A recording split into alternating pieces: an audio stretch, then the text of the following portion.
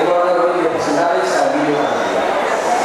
Emilio Carrillo es economista, experto internacional en el desarrollo local por Naciones Unidas y técnico de la Administración General del Estado, profesor de diversas universidades, internado en Sevilla, presidente de la Diputación Hispalense y presidente de la Real Unión Iberoamericana de Municipalistas. Relacionado con todas estas materias, ha publicado más de 22 libros, pero a partir de una serie de experiencias vitales y a raíz de una experiencia cercana a la muerte, experimentó una profunda transformación interior que le dio a una existencia más real, espiritual, centrándose entonces prioritariamente en la filosofía, en la historia y sobre todo en la espiritualidad. Campos en los que ha impartido multitud de conferencias y talleres, y él es autor de 12 libros como Los Códigos Ocultos, Buscadores, Amor, Vida y Conciencia y Dios. Hoy nos hablará del momento evolutivo y conciencial de la humanidad, implicaciones e impactos de la transición desde la conciencia egocéntrica a una nueva conciencia de unidad. Muchas gracias por haber venido, señor Emilio Carrillo, cuando se quiera. Muchas gracias. Un honor haberle presentado.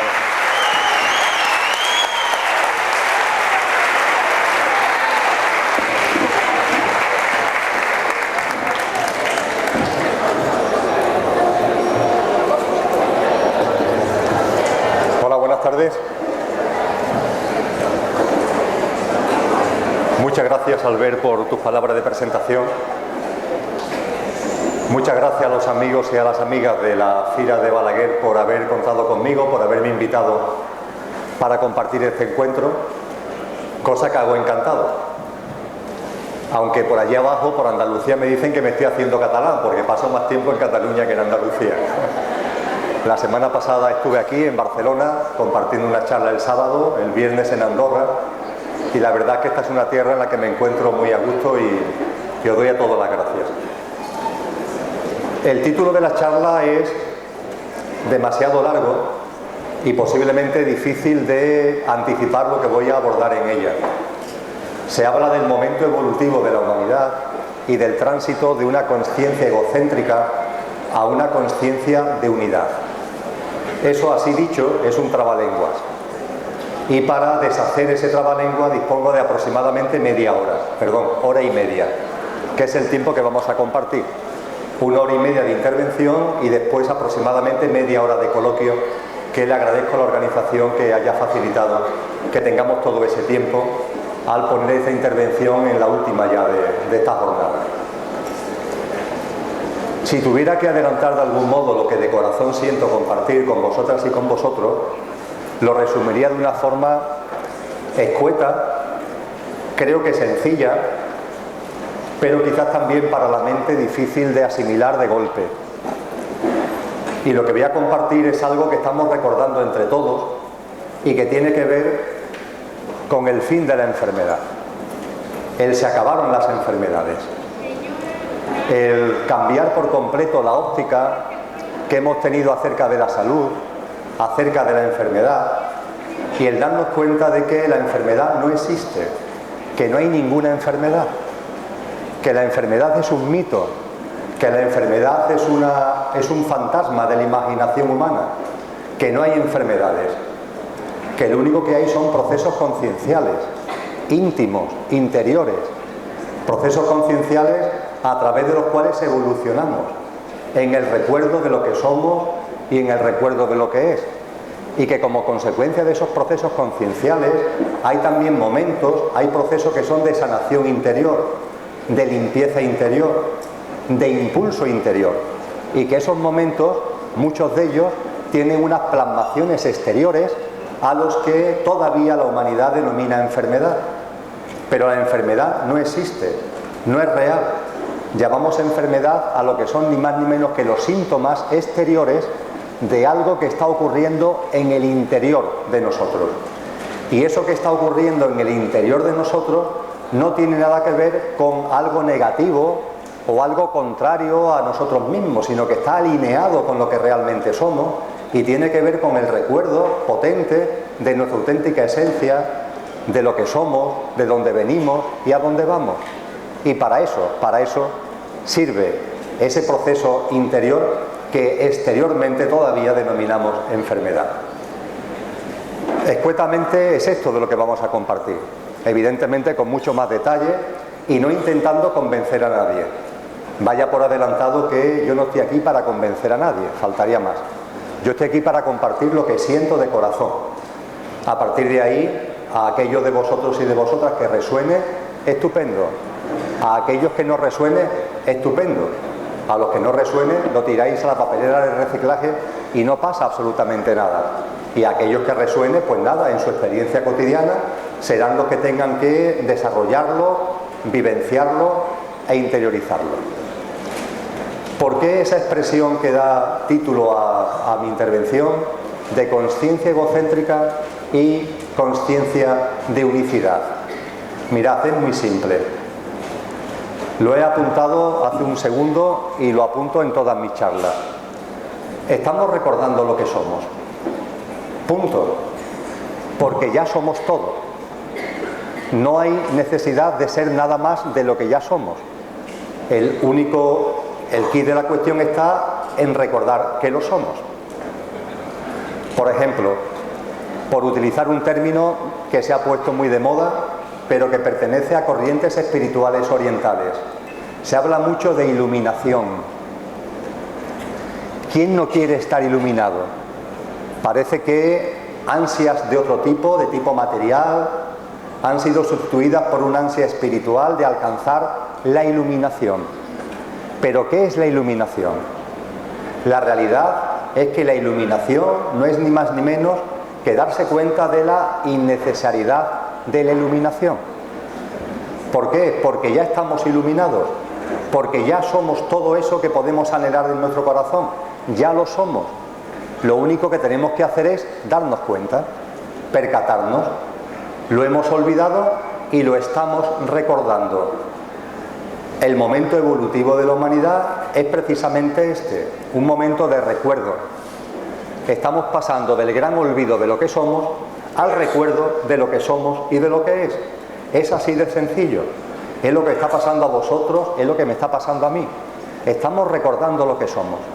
Eso es verdad que nos sorprende, a la mente en muchas ocasiones la desconcierta, pero no pasa nada. Es consecuencia del recuerdo. Ese recuerdo que nos lleva a orientar nuestra vida de una forma muy distinta a la que la veníamos orientando. Claro, como que antes orientábamos nuestra vida en base al olvido y ahora estamos orientando nuestra vida en base al recuerdo. Y por tanto, claro que sí, claro que hay una mutación, claro que hay una transformación muy potente. Y esa transformación tiene el inconveniente de la inercia. Nos hemos acostumbrado a unos hábitos antiguos, a unos viejos hábitos, que son consecuencia de haber vivido con ese olvido de lo que somos. Ahora vamos recordando lo que somos y se produce una especie de confrontación, porque por una parte interiormente sentimos que ese es el camino, que eso es lo que tenemos que hacer, alinearnos, orientar nuestra vida con esos nuevos paradigmas, con esas nuevas pautas vitales, pero sin embargo hay algo que todavía se resiste, y eso que se resiste no es ni más ni menos que la inercia del tiempo, esta vida física, y posiblemente muchas vidas físicas en las que hemos vivido en el olvido. Y esa inercia está ahí, hay que comprenderla. Esa inercia responde a experiencias vitales que hemos vivido en esta vida y en otras muchas vidas físicas cuando estábamos en el olvido. Ahora estamos recordando, y al recordar, la inercia está ahí, no nos tiene que extrañar, pero tenemos que confiar absolutamente.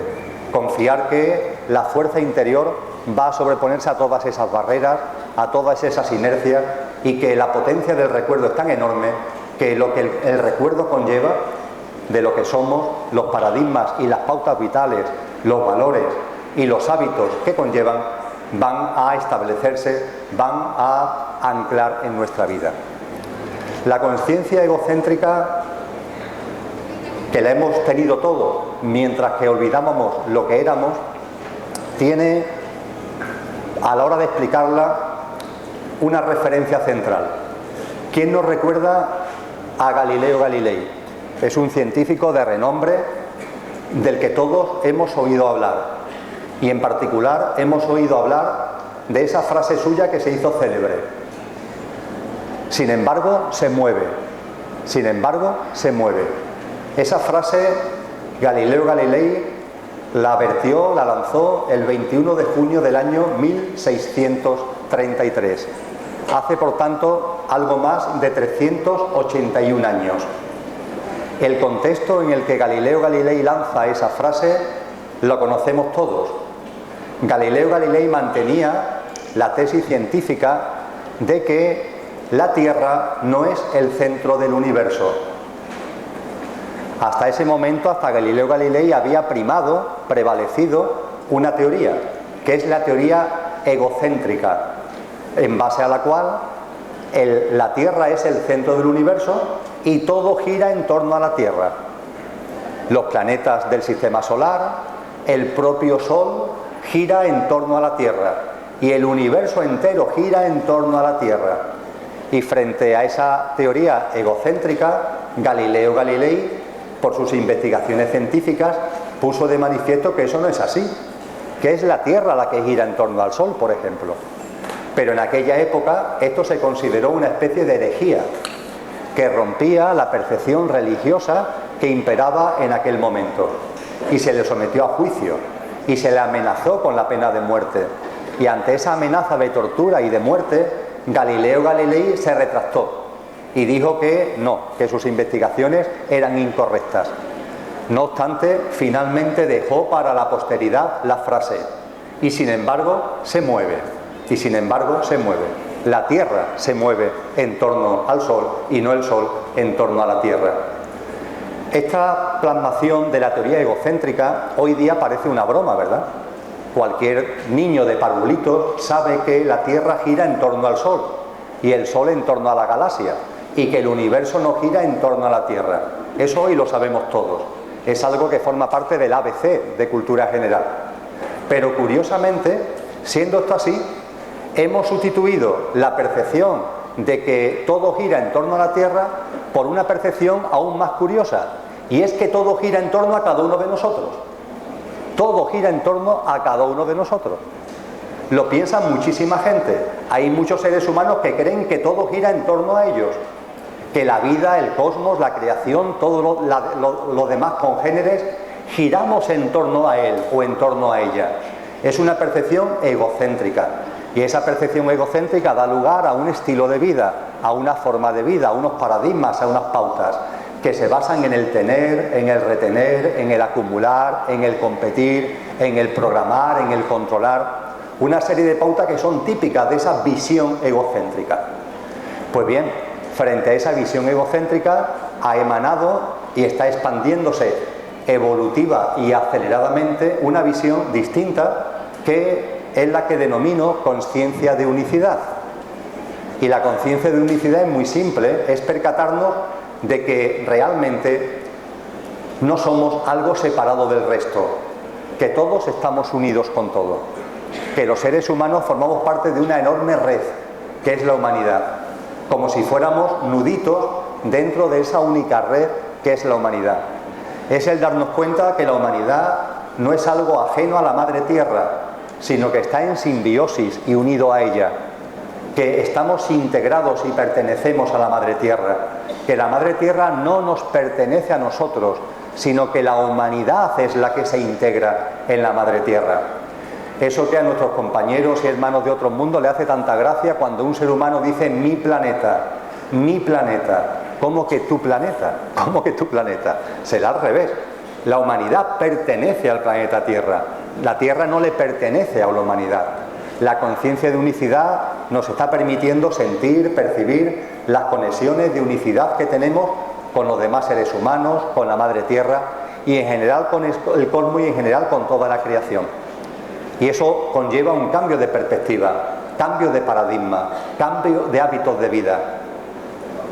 También me gusta reflejar esta evolución desde la conciencia egocéntrica a una conciencia de unicidad con un ejemplo que es muy sencillo, creo, de entender. Vosotros como yo, en nuestra esencia, en lo que verdaderamente somos, no somos humanos. Ninguno de vosotros sois humanos. Ninguna de vosotras sois humanas. Ahora sí hemos encarnado en el plano humano. Ahora sí, en el aquí y ahora, estamos encarnados en el plano humano. Pero lo que realmente somos va más allá del plano humano, viene de otros planos de existencia, está en estos momentos en otros planos de existencia y además estamos encarnados en el plano humano. Y al encarnarnos en el plano humano ocupamos un vehículo que es nuestro cuerpo físico, es nuestro yo físico, mental y emocional. Yo veo a vosotros, mis sentidos corpóreo-mentales, aquí os veo a través de vuestro yo físico, mental y emocional. Vosotros me estáis viendo a mí ahora a través de mi yo físico, mental y emocional. Ese yo físico al que Alberto en su presentación ha llamado Emilio. Ese es el yo físico, mental y emocional. Y ese yo físico, mental y emocional es verdad que estamos en él y es verdad que forma parte nuestra, pero es solo el coche, el vehículo que utilizamos para vivenciar la experiencia humana. Es maravilloso, es prodigioso, nos permite vivir la experiencia humana. No lo estoy ni mucho menos menospreciando. Lo que sí estoy llamando vuestra atención es a que seamos conscientes de que en lo que somos, en el aquí y ahora, en este momento presente, somos el conductor y el coche y el conductor. El coche que utilizamos para vivir la experiencia humana, pero realmente el conductor que ha encarnado en este coche para poder experienciar la experiencia humana. Somos el conductor y el coche. Y por supuesto el coche, cuando estamos aquí encarnados, se transforma, como ocurre con el vehículo que utilizamos cotidianamente en nuestra actividad diaria para ir al trabajo, etcétera, etcétera, se convierte en una extensión nuestra. Vosotros, vosotras os sentáis al volante de vuestro coche todos los días y el coche se convierte en vuestra extensión. Es como si fueran vuestras piernas una parte de vosotros mismos. Pero bien, eso siendo así, no quita que vosotros sois el conductor. Es más, hay un momento determinado en vuestra vida, en la mía, en la que esta diferencia entre el conductor y el coche y el conductor, se hace evidente. Ese momento es lo que la humanidad aún denomina muerte, que no existe. Es otro fantasma de la imaginación humana, es otra ilusión de nuestra imaginación. La muerte no existe. La muerte no es sino una puerta que se abre para pasar de una vida a otra vida. La muerte forma parte de la vida, es parte del mismo ciclo. La muerte no es sino un renacimiento, la muerte no es sino un volver a nacer, un volver a vivir. En este plano, en otro plano, no es sino una puerta que se abre para volver a vivir una nueva vida. Es un renacimiento, no hay muerte. La muerte es un imposible, otro fantasma de la imaginación humana. Pues bien, en ese momento que es un tránsito y que la humanidad aún todavía denomina muerte, es cuando se percibe con toda claridad, lo hemos percibido en otras vidas y lo vamos a percibir en esta, es cuando se percibe con toda claridad la diferencia que hay entre el coche y el conductor y el coche. Y es muy sencillo y es muy hermoso. La diferencia está en que el coche, el yo físico, mental y emocional, no pasa la puerta. No pasa la puerta. Y el conductor pasa la puerta. El conductor hace el tránsito y el coche no lo hace. El yo físico, mental y emocional no hace el tránsito, sino que muere. Muere el yo físico y o lo quemamos o lo enterramos en el cementerio. El yo mental se diluye. La mente, instalada en el cerebro de la cabeza, al morir el cuerpo físico, se queda ya también muerta. Y los pensamientos se desvanecen, se diluyen. Y el yo emocional exactamente igual. Las emociones se diluyen, se disuelven. Con la denominada muerte, que no es tal sino un tránsito, el yo físico, mental y emocional se acaba. Pero hay una parte de nosotros que no termina, que sigue vivita y coleando. Esa parte de nosotros es el conductor. Es lo que trasciende, lo que va más allá, lo que pasa a vivir la otra vida y posiblemente vuelva a encarnar otra vez en el plano humano en otro coche, con la marca y el modelo adecuado para las nuevas experiencias que queramos vivir. El conductor hace el tránsito, el coche no hace el tránsito.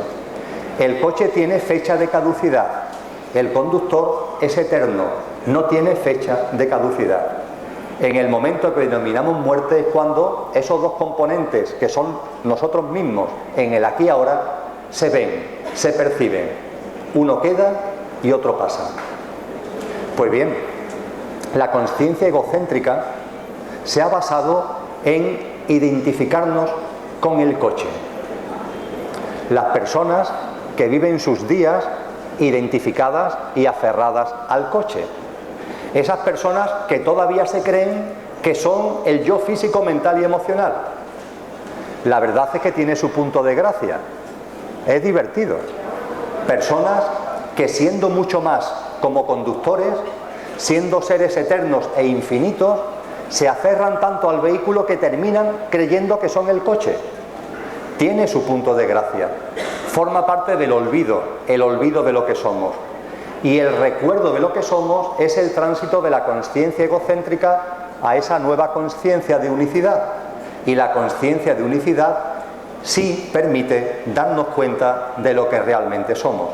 Es cuando vosotros y yo estamos percibiendo que somos mucho más que nuestro yo físico, mental y emocional.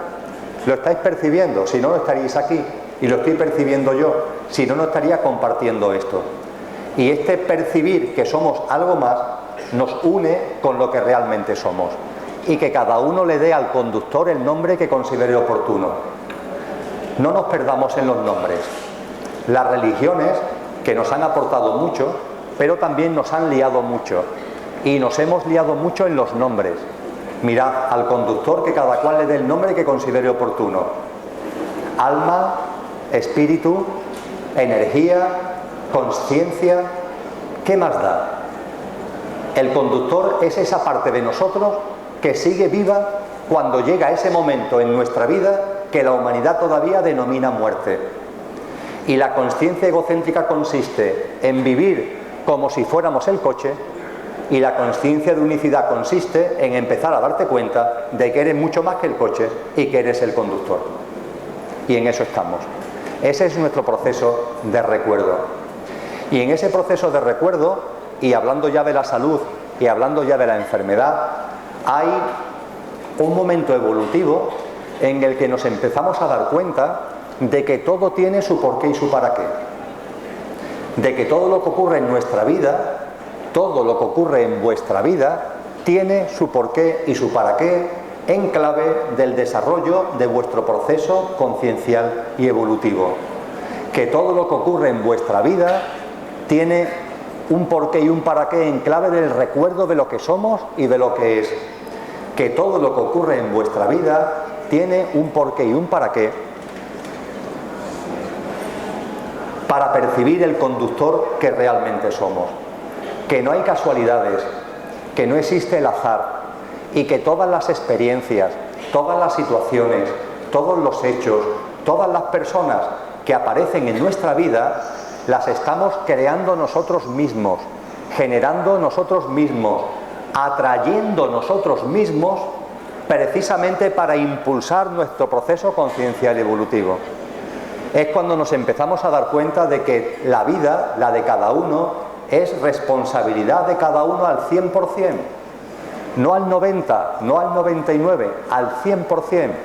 Nada en vuestra vida ocurre que no esté siendo creado por vosotros mismos y por vosotras mismas. Nada. Todo responde exactamente y todo tiene un porqué y un para qué generado por vosotros y por vosotras. Forma parte de las experiencias que estáis creando en vuestro proceso de recuerdo, en vuestro proceso conciencial y evolutivo.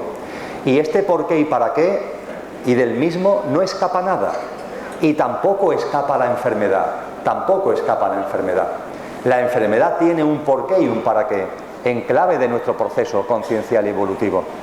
Como comentaba al principio, la enfermedad, toda enfermedad es sanadora. Toda enfermedad es sanadora. La enfermedad siempre tiene un porqué y un para qué en clave interior, en clave de limpieza, en clave de sanación, en clave de impulso de nuestro proceso conciencial. Es verdad que en el exterior lo que se ven son las manifestaciones que denominamos síntomas.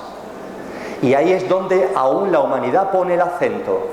La humanidad se centra en observar los síntomas de la enfermedad, de la denominada enfermedad, y no se da cuenta, no es capaz todavía de percibir que esos síntomas es lo de menos, que lo realmente importante es lo que está ocurriendo dentro, porque eso significa que en el conductor están ocurriendo cosas, que en el conductor se está acelerando el proceso de recuerdo, que en el conductor se está produciendo un proceso de sanación, por más que eso en el coche tenga unos efectos que consideramos y llamamos enfermedad, con unos determinados síntomas.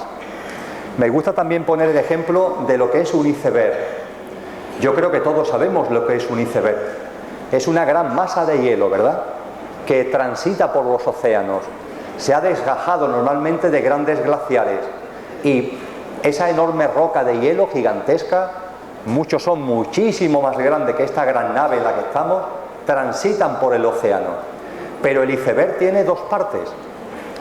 Una parte que es la que ven nuestros sentidos corpóreos mentales, la que sobresale del agua, la que está por encima del agua. Pero el iceberg es mucho más grande. El iceberg tiene un componente, una parte mucho mayor, mucho más potente, que está por debajo del agua y que nuestros sentidos corpóreos mentales no ven. Por ejemplo, si el iceberg con el que se chocó el Titanic hubiera tenido el tamaño de la punta del iceberg, lo que sobresalía por encima del agua, el Titanic se hubiera llevado por delante sin ningún problema a ese iceberg. Lo hubiera roto en 1000 pedazos. Pero claro, ese iceberg no era solamente lo que sobresale del agua. El iceberg es mucho mayor y al chocarse el Titanic con él, el iceberg no se rompió, sino que el que se rompió fue el Titanic. Porque la parte más importante del iceberg está por debajo, no se ve. Pues bien, en nuestro caso, permitidme el símil, pasa algo parecido. La punta del iceberg es el coche, es el yo físico, mental y emocional, es la parte de nosotros que vemos a simple vista, pero somos mucho más.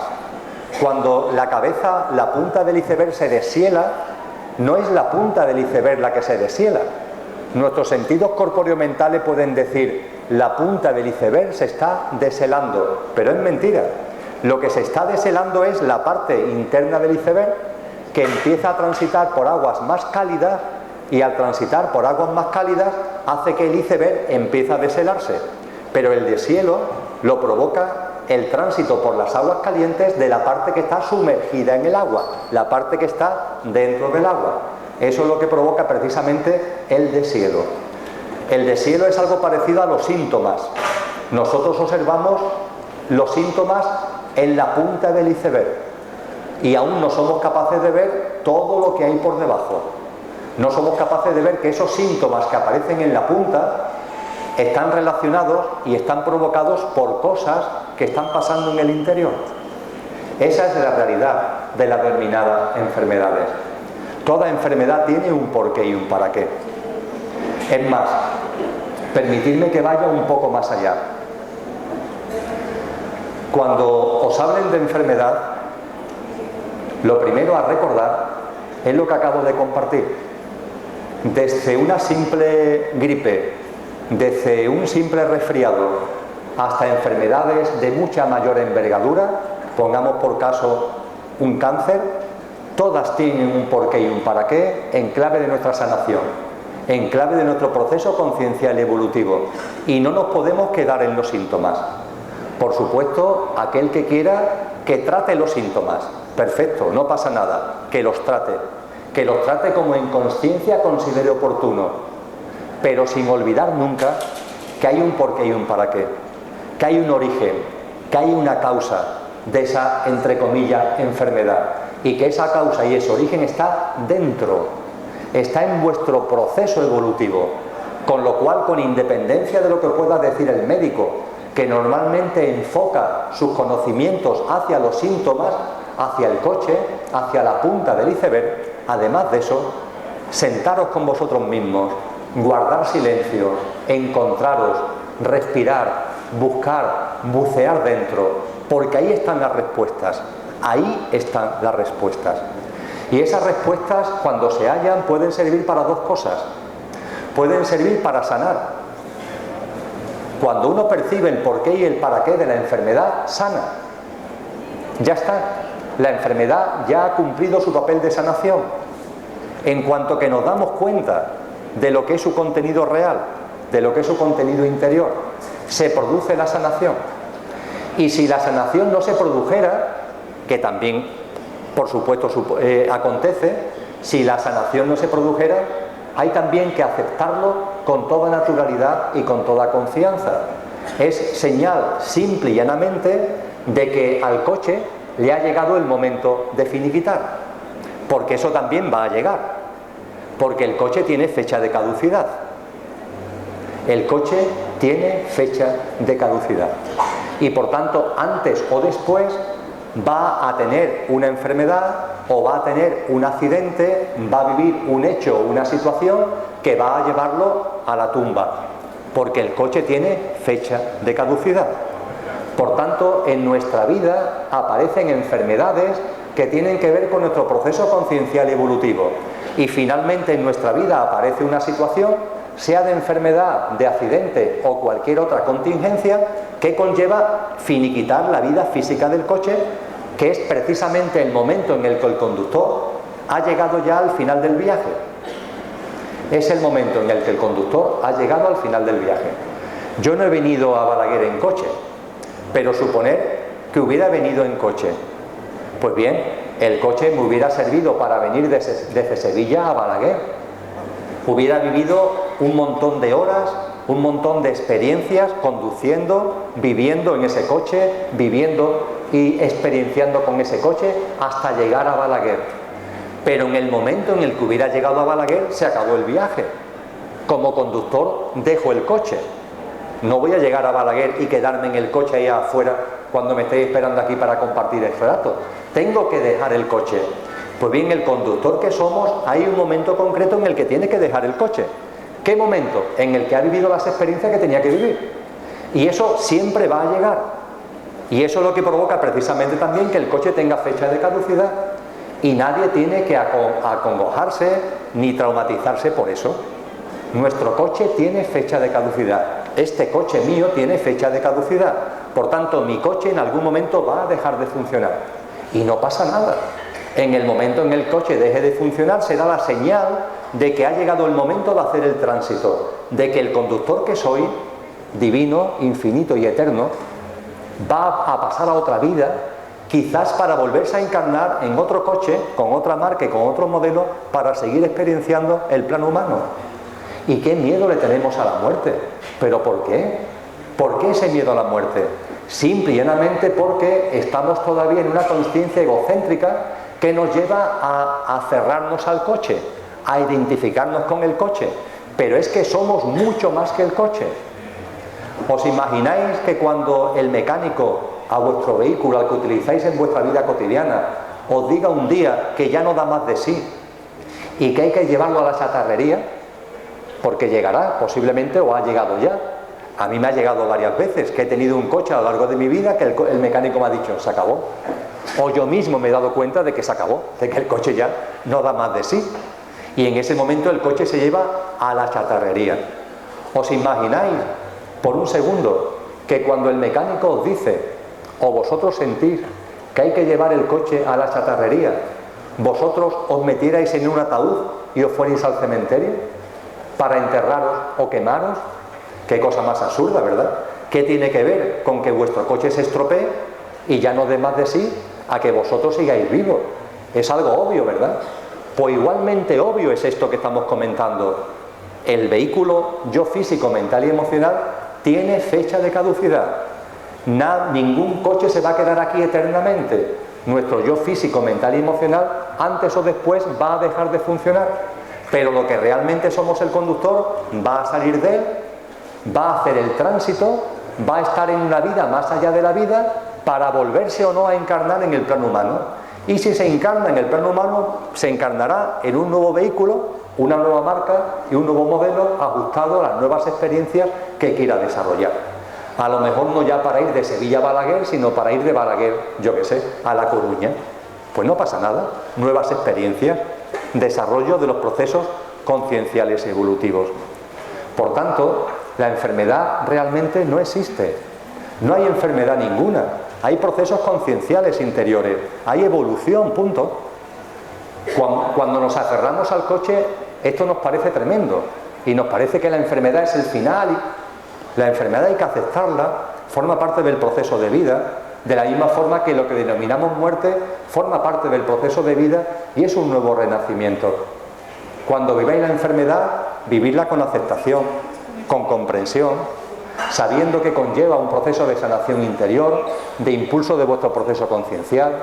No os conforméis con atender a los síntomas, guardar silencio, encontraros con vosotros mismos, aprovechar esa oportunidad para conoceros mejor, para saber qué está pasando por vuestro interior, para conocer al conductor que sois. Es una maravillosa oportunidad, es un regalo de la vida, no es una maldición, no es mala suerte, esto porque me ha tocado a mí, todo lo contrario, es una magnífica oportunidad de desarrollo conciencial y evolutivo. Y si llega una enfermedad que finalmente es terminal, entender que es lo normal, porque antes o después el yo físico, mental y emocional tiene que dejar de funcionar. Cristo Jesús murió, para los que tengáis en Él algún tipo de confianza espiritual. Buda murió. Ni Buda ni Cristo Jesús siguen aquí desde el punto de vista físico, mental y emocional del coche que ocuparon. Sus coches también tuvieron fecha de caducidad. Otras partes de ellos no, pero sus coches, sus yoes físicos, mentales y emocionales terminaron. ¿Cuál es la diferencia entre Buda y la mayoría de los seres humanos? Que Buda murió feliz. Murió con comprensión absoluta de lo que es el tránsito, sin agobio, sin ningún tipo de ansiedad y en disposición de disfrutar ese momento culminante de la vida que es el tránsito, que es un momento culminante de la vida, no tiene nada que ver con la muerte, porque la muerte, repito, no existe. De la misma forma que no existe la enfermedad, tal como los seres humanos, en la consciencia egocéntrica en la que hemos estado instalados, hemos entendido. No existe la enfermedad, no existe la muerte, existe el tránsito. Y cuando uno se da cuenta de lo que existe es el tránsito, la denominada muerte se afronta con tranquilidad. Incluso el dolor físico que puede ir unido se vive de una forma distinta, se vive de una forma diferente. Incluso el dolor físico se acepta. Incluso el dolor físico se entiende y se encuentra en ese dolor físico algo que cuando no se acepta es imposible de encontrar. Una dimensión de ese dolor profunda que no tiene nada que ver con la dimensión superficial a la que estamos acostumbrados. Incluso el dolor se transforma en algo radicalmente distinto. Y lo que nos sucede todavía es que mucha gente, quizás algunos de vosotros y de vosotras, seguís muy aferrados al coche. Muy aferrados al coche. Y mientras que sigáis aferrados al coche, no vais a tener capacidad de ver la realidad, de percibir la realidad. La consciencia nueva que está apareciendo en la humanidad, que siempre ha estado, pero que ahora se está expandiendo como nunca, es la comprensión profunda de todo esto. Es una comprensión que genera una enorme paz. Es una comprensión que genera una enorme armonía. Y es una comprensión que permite que salga de dentro la felicidad que todos atesoramos, que no tiene nada que ver con el bienestar exterior, porque es algo profundo, es algo que está dentro, es algo innato, es una felicidad, es una paz que es nuestro estado natural, que es el discernimiento, la comprensión profunda de las cosas y por supuesto la comprensión profunda de lo que nosotros mismos somos, conductor y coche, coche y conductor. El coche con fecha de caducidad y el conductor infinito y eterno, viviendo esta experiencia en este momento concreto, pero habiendo vivido y yendo a vivir muchas experiencias en muchos planos y en muchas dimensiones. En la comprensión de esto hay un elemento que distorsiona. He hablado de cuántas personas todavía en este momento de transición siguen aferradas al coche, siguen identificándose exclusivamente con el yo físico, mental y emocional. Todavía muchas personas. Pues bien, a propósito de esa identificación, el coche tiene lo que en informática se llama un sistema operativo. El sistema operativo del coche es la mente. La mente. Ese es el sistema operativo del coche. Y la identificación y el aferramiento al coche conlleva también un aferramiento a la mente. En el proceso de recuerdo, la percepción de esto marca un hito clave, un hito fundamental. El momento en el que nos damos cuenta de que hemos vivido ya no solamente aferrados al coche, sino muy en particular aferrados a la mente. La mente es prodigiosa, como dice el título de la célebre película. La mente es prodigiosa. La mente tiene un montón de prestaciones y funcionalidades enormemente potentes. La mente me permite a mí estar aquí ahora con vosotros y os permite a vosotros estar aquí en la Fira de Balaguer. Es la que nos permite hablar, es la que nos permite escuchar, nos permite comunicar, nos permite interactuar, nos permite una agenda, nos permite programar, nos permite planificar, nos permite quedar para determinada fecha, organizar tal evento para tal determinada fecha. Todo eso lo permite la mente. Nos permite también una enorme creatividad intelectual, genera pensamientos, genera emociones. La mente tiene multitud de funcionalidades y prestaciones. La mente es prodigiosa, es un ordenador de ultimísima generación. Ahora bien, la mente sirve para lo que sirve. Sirve para muchas cosas, pero no para todo. Muy en particular, la mente no sirve para entender la vida. La mente no sirve para ver la vida. La mente no sirve para vivir la vida. Y cuando estamos aferrados al coche, identificados con el yo físico, mental y emocional, nos empeñamos en entender la vida a través de la mente, en ver la vida a través de la mente y en vivir la vida a través de la mente. Y la mente no está hecha para eso. Esa función ni le corresponde ni está preparada. Y tenemos que darnos cuenta, tenemos que tomar conciencia de este hecho primario, que es un hecho primario, elemental. La mente no sirve para entender la vida, no sirve para ver la vida y no sirve para vivir. Y aquel que se empeñe en vivir, en entender la vida y en ver la vida a través de la mente, inevitablemente va a sufrir. Inevitablemente. Y ahora me extenderé sobre ello.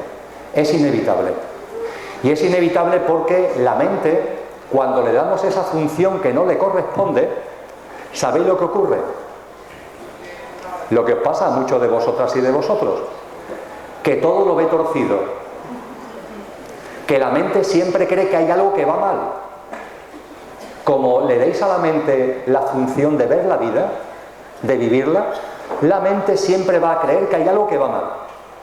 Porque la mente, también me extenderé ahora sobre ello, funciona en los contrastes, funciona en los opuestos. No está hecha para ver y entender la vida, pero si delegáis en ella esa función, es inevitable que os diga, algo va mal, la vida está torcida. Pero no es verdad, es la forma de operar de la mente, es la forma de funcionar de la mente, es la forma de ver de la mente, pero no es verdad. El ejemplo que me gusta poner, un vaso de cristal bien limpio, lo llenamos de agua bien clara y transparente, ya tenemos el vaso lleno de agua y ahora en la otra mano cogemos una paja de esta que utilizamos para beber refrescos, metemos la paja en el vaso con agua. ¿Qué es lo que sucede? Miramos el vaso, que es transparente, miramos ese agua limpia, ahí dentro está la pajita. ¿Cómo vemos la pajita? Torcida. En cuanto que metemos la pajita en el agua, se tuerce. Y podemos decir, oye, qué cosa más curiosa. Yo cuando era pequeño jugaba con mis hijos a esto. Digo, mira, un truco de magia. Una pajita que está derecha, la meto en el vaso y se tuerce. Qué cosa más curiosa, ¿verdad? Pero la magia no termina ahí. Saco la pajita del vaso y la pajita vuelve a estar derecha. La vuelvo a meter en el vaso y se vuelve a torcer. La vuelvo a sacar y vuelve a estar derecha. Magia. No es magia. De hecho, la pajita jamás se ha torcido. La vemos torcida en el vaso con el agua por un efecto óptico. Pero no es verdad. Es una ilusión óptica. No es verdad. La pajita siempre está derecha, fuera y dentro del vaso. Dentro del vaso, la distorsión óptica produce ese efecto, pero es un efecto óptico, la pajita no está torcida. Pues bien, cuando queremos entender, ver y vivir la vida a través de la mente, sucede simplemente esto. La mente todo lo ve torcido, siempre hay algo que va mal. La mente no está hecha para ver la vida, para entenderla, para vivirla. Para eso no está el coche, para eso está el conductor, que es quien tiene que dirigir conscientemente, llevar conscientemente el mando del coche. Dicho coloquialmente, la vida se entiende desde el corazón, no desde la mente. La vida se ve desde el corazón, no desde la mente. La vida se vive desde el corazón, no desde la mente. La persona que viva, vea, entienda la vida desde la mente, siempre va a ver la vida torcida, siempre va a ver que algo está mal y siempre va a permitir que el ego salga por medio diciendo: hay algo que cambiar, esto hay que cambiarlo, cuando la realidad es que no hay nada que cambiar. Todo es tan absolutamente perfecto que ni siquiera puede ser calificado de perfecto. Porque calificar algo de perfecto supone admitir que hay algo imperfecto. Y no hay nada imperfecto. Todo es exactamente como tiene que ser. Todo es exactamente como tiene que ser. En vuestra vida, en la vida de los demás, en el mundo y en la creación. Todo es exactamente como tiene que ser. Ni más ni menos. Un sabio sabe que no hay nada que cambiar. Un ignorante siempre querrá estar cambiando las cosas. Un sabio verá la vida a través del corazón, un ignorante la verá, un inconsciente la verá a través de la mente. El ego siempre quiere que las cosas cambien, porque pertenece al yo físico, mental y emocional. Es una creación de la mente. Y la mente siempre está en una continua huida hacia adelante. Vive entre el pasado y el futuro, nunca en el presente, nunca en el aquí y ahora. Siempre quiere que las cosas sean distintas porque en ello le va casi su propia supervivencia. Pero la realidad es que no hay nada que cambiar. Y digo esto además desde un enorme amor al ego. Sí, me habéis oído bien. Un enorme amor al ego. Al ego le estoy enormemente agradecido. Y lo amo profundamente. Al ego no hay que quererlo matar, no hay que castigarlo, no hay que abofetearlo, no hay que perseguirlo. El ego es otra maravilla de la creación. Fijaros, el conductor puede estar despierto o dormido. Vosotros y vosotras, como conductores, podéis estar despiertos o dormidos. Podéis tener conciencias de ser conductor o olvidarlo. Si lo olvidáis, estáis dormidos. No sois conscientes de lo que sois. Cuando el conductor está dormido, el coche, a través de la mente, a través de su sistema operativo, ante la falta de un mando consciente, que es el conductor, pero como cuando el conductor está dormido, a falta de un mando consciente, esa maravilla que es la mente, ¿sabéis lo que hace? Enciende, permitirme la expresión, un piloto automático. Ante la ausencia del conductor, ante la ausencia de un mando consciente, dado que el conductor se ha dormido, la mente enciende un piloto automático. Y ese piloto automático es el ego. ¿Sabéis qué es lo que hacen el copiloto y el piloto en los vuelos aéreos? Fundamentalmente en los vuelos de larga duración es lo que hacen. Cuando el avión coge la altura y la velocidad de crucero, por ejemplo para ir de Barcelona a Buenos Aires, una vez que han cogido la altura y la velocidad de crucero, normalmente, siempre que no haya turbulencia, siempre que no haya anomalía, encienden el piloto automático. No van a estar durante 12 horas ahí pendiente continuamente de la tripulación. El piloto y el copiloto no se duermen, pero se relajan, se tranquilizan y encienden el piloto automático. Y salvo que haya novedades, salvo que haya turbulencias, salvo que haya incidencias, solamente desactivan el piloto automático y vuelven a coger el mando cuando estén llegando al aeropuerto de llegada para el aterrizaje y para todo lo que ello conlleva. Pues bien, en nuestra vida real ocurre exactamente lo mismo.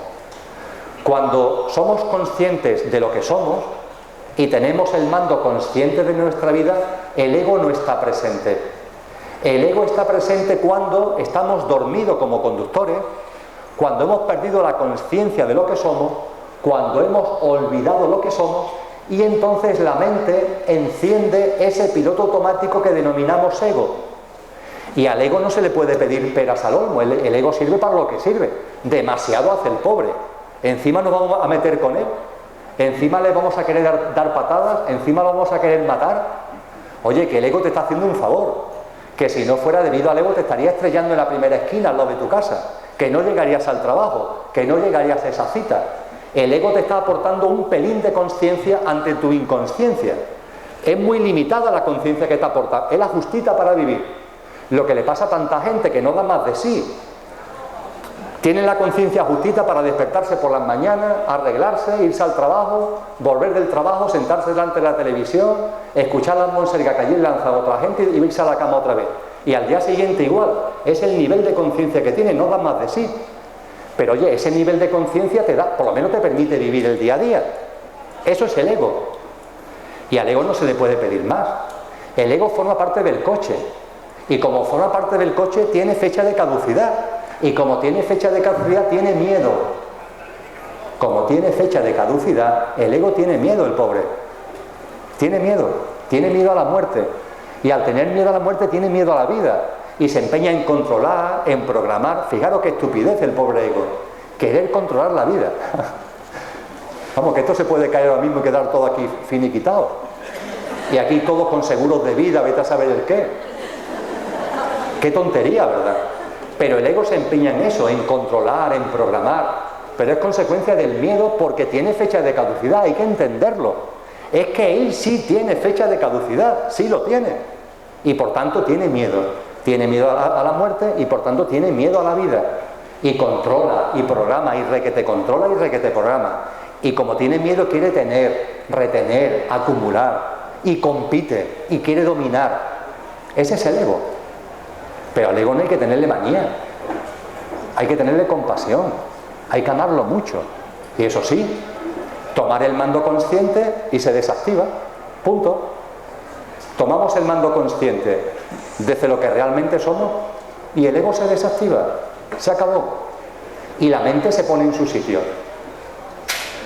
Pero mientras que tengamos lo que somos dormidos y funcionemos en el piloto automático del ego y vivamos a través de la mente, siempre hay algo que va a estar torcido. Siempre hay algo que va a estar mal. Que es lo que le pasa a tanta gente, que se habla con ellos y nada más que tienen opiniones, juicios, criterios de las cosas que hay que cambiar.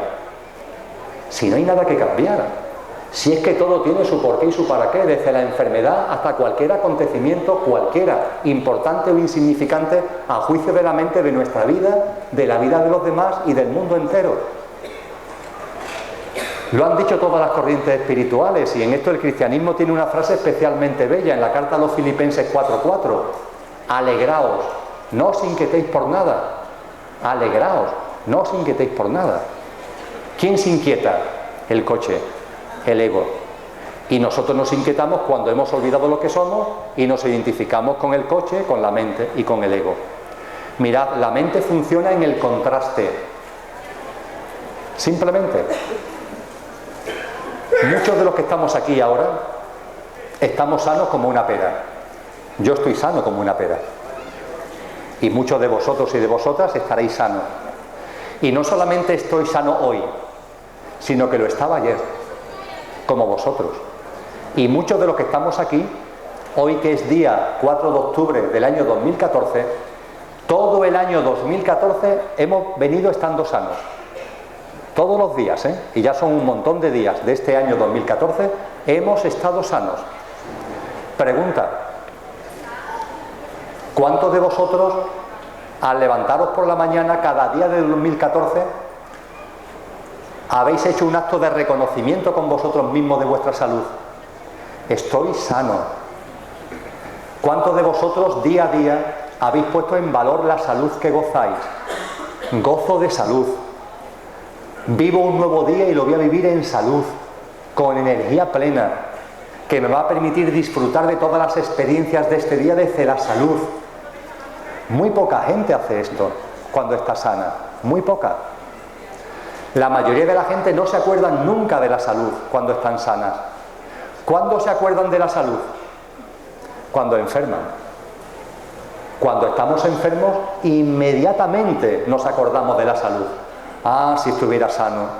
¿Cuándo estaré sano? Pero para eso tienes que estar enfermo. ¿Por qué sucede esta auténtica gilipollez? Muy sencillo.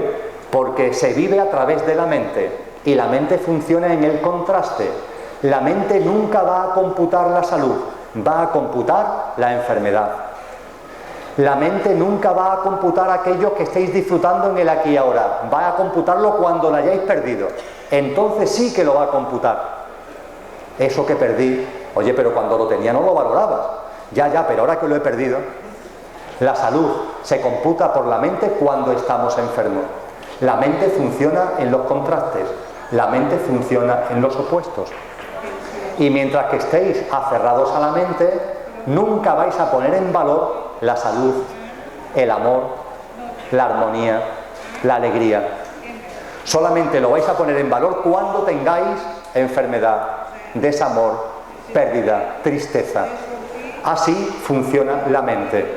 Y en vuestra mano está seguir viviendo así o vivir de una forma distinta, que es poner a la mente en su sitio, que es de lo que hablaré en la parte final.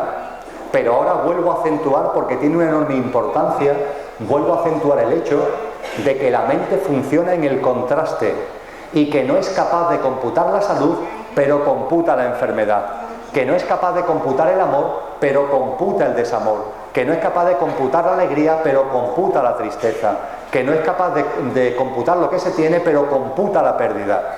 Funciona en el contraste. Vuestra mente funciona en el contraste como la mía. Y si seguís viviendo a través de la mente, vais a estar metidos en ese galimatía. Y ese galimatía conlleva al sufrimiento. Pero es un sufrimiento que estáis eligiendo vosotros. Nada en la creación obliga a sufrir. Nada. Si todo es tan perfecto que ni siquiera puede ser calificado de imperfecto, ¿por qué va a ser necesario el sufrimiento para evolucionar? ¿Por qué va a ser necesaria la enfermedad para evolucionar? La enfermedad tiene un porqué y un para qué, pero ese porqué y para qué aparece. Somos capaces de evolucionar por la salud, por eso aparece la enfermedad. Si fuerais capaces de evolucionar por la salud, no aparecería la enfermedad en vuestra vida, salvo el momento culminante en el que el conductor hubiera ya hecho todas sus experiencias y hubiera llegado el momento del tránsito. Pero mientras tanto no habría lugar a la enfermedad. La enfermedad aparece porque es un instrumento consciencial para impulsar vuestro proceso de recuerdo de lo que sois. Pero si fuerais capaces de recordar lo que sois a través de la salud, no habría enfermedad. Si fuerais capaces de evolucionar conciencialmente a través de la armonía, no habría desarmonía. Si fuerais capaces de evolucionar a través del amor, no habría desamor en vuestra vida ni pérdida.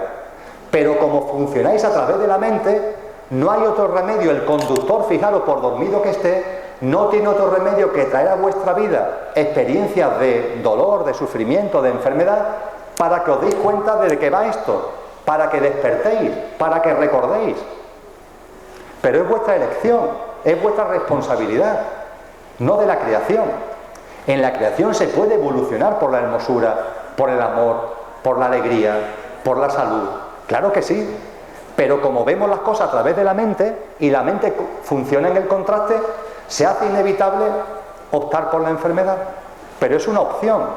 Aquel que sufre, sufre porque le da la gana, vamos a decir ya las cosas claras.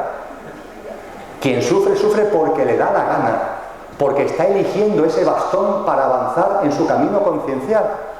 Pero es una elección propia, en libre albedrío. Y hay que respetarlo. Y hay que tener compasión. Y hay que acompañarlo en el sufrimiento. Pero sabiendo que es un sufrimiento elegido, hombre, ya está bien. Es un sufrimiento elegido voluntariamente. Y es un sufrimiento elegido por unos paradigmas que se eligen también y unas pautas de vida que se eligen también, que se basan en seguir dormidos, en no darse cuenta de lo que somos y en seguir aferrados al coche, cuando el coche es un componente nuestro en el aquí y ahora, pero nosotros somos mucho más que el coche.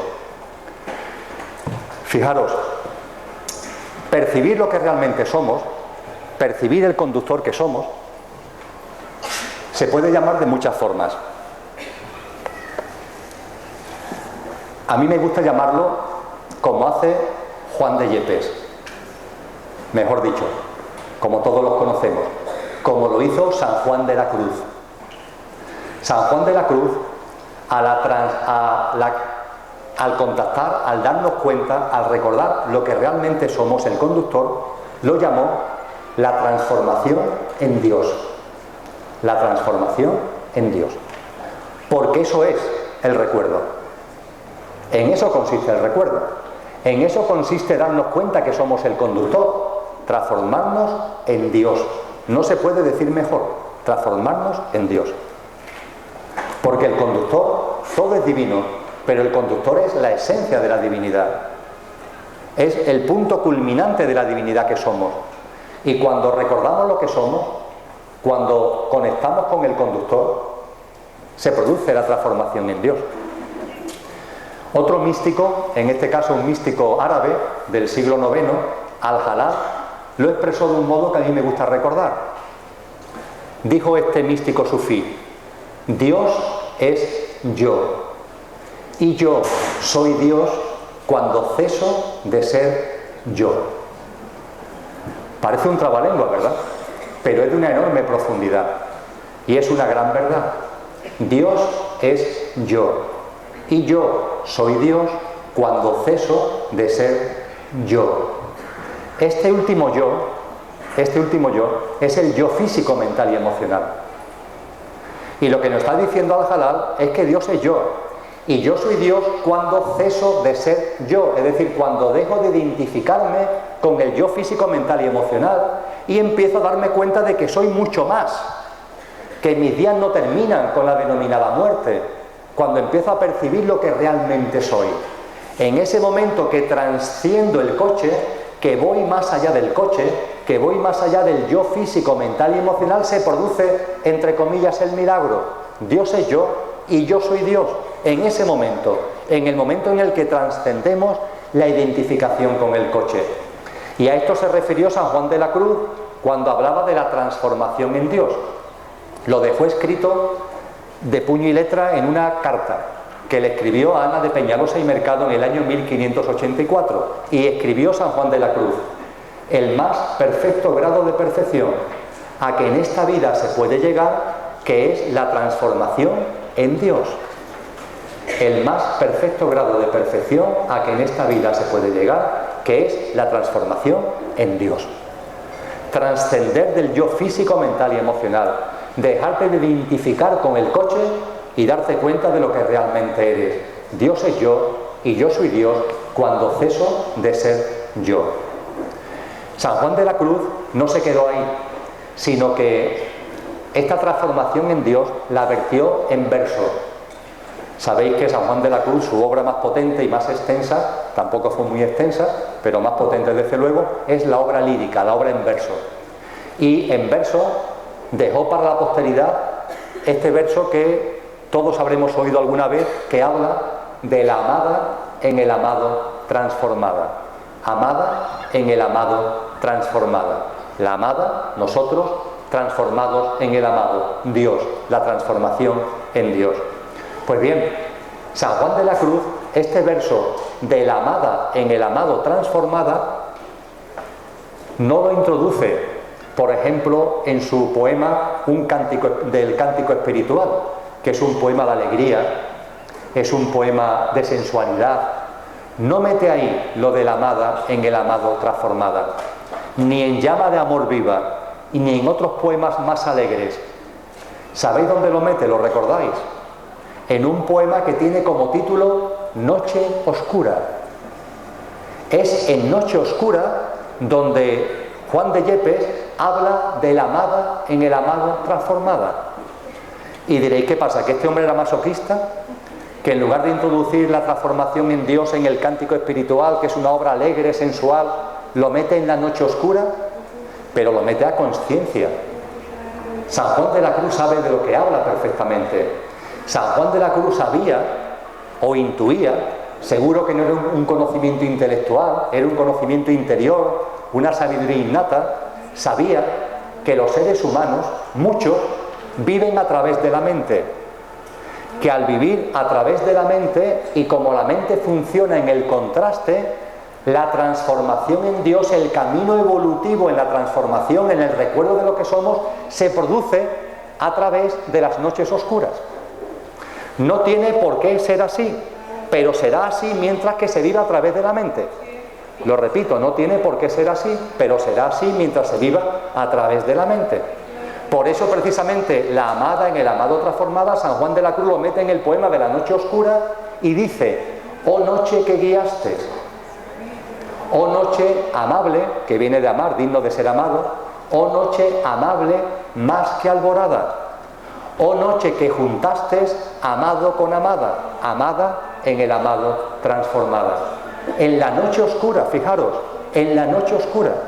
Y San Juan de la Cruz lo mete en la noche oscura porque sabe, mucho más allá de la intelectualidad, sabe que el ser humano, mientras que vive a través de la mente, evoluciona por el sufrimiento, evoluciona por la enfermedad, evoluciona por la tristeza, evoluciona por la noche oscura, pero eso es una elección personal, es vuestra elección. Se puede evolucionar a través del día, se puede evolucionar a través de la salud, del amor, pero viviendo a través de la mente no es posible, porque la mente no lo computa, no lo capta, y si no lo capta, la experiencia de amor no se computa conciencialmente, la experiencia de salud no se computa conciencialmente. Es como si el ordenador que somos no lo captara, no lo cogiera, con lo cual no se puede aprender de ello, no hay forma de aprender de ello. Eso sí, aprendemos, evolucionamos a través de la enfermedad, a través de la noche oscura. Lo único que hay que hacer es dejar a un lado la mente. Me gusta también compartir que de esto se dio cuenta Juan de Yepes hace un montón de tiempo, en el siglo XVI. Pero muy recientemente, por ejemplo, mucho más recientemente, se ha dado cuenta, no sé si intelectualmente o sensitivamente, por ejemplo, un cantautor que sigue vivo y es bastante conocido, que se llama Silvio Rodríguez, cantautor de la nueva trova cubana. Silvio Rodríguez escribió un poema que dio lugar a una canción, letra y música, que tiene como título El elegido, que no está dedicada al Che Guevara. Se cree que se está dedicada al Che Guevara, pero no es verdad, eso no se corresponde con la realidad. Pero sin entrar en detalles, la canción del elegido comienza hablando de un ser de otro mundo, que iba de planeta en planeta. Es decir, está hablando de vosotros, está hablando de mí, seres de otro mundo, que vamos de planeta en planeta, los conductores, seres de otro mundo, que vamos de planeta en planeta, en este plano, en otro plano, en esta dimensión, en otra dimensión. Esos somos nosotros, esos seres de otro mundo. Sigue diciendo la canción: en un momento determinado, este ser de otro mundo que iba de planeta en planeta decide bajar a la guerra. Perdón, quise decir a la tierra.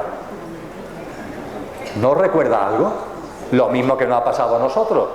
Seres de otro mundo que en un momento determinado decidimos bajar a la guerra. Perdón, quise decir a la tierra. Y cuando ese ser de otro mundo decide bajar a la tierra, se da cuenta de lo que Silvio Rodríguez plasma de la siguiente manera: lo tremendo se aprende enseguida y lo hermoso cuesta la vida. Aquí lo tremendo se aprende enseguida y lo hermoso cuesta la vida. ¿Por qué lo tremendo se aprende enseguida? Porque se vive a través de la mente funciona en el contraste, no computa la salud y computa la enfermedad. La mente computa lo tremendo, pero no computa lo hermoso. Por eso precisamente lo tremendo se aprende enseguida, porque funcionamos a través de la mente y la mente lo computa, pero no somos capaces de computar el amor, la armonía o la salud. Esta es la realidad de las cosas y es vuestra elección, depende de vosotros, no depende de mí. Yo me limito a compartir lo que siento, si resuena en vosotros bien, si no, a la papelera de reciclaje.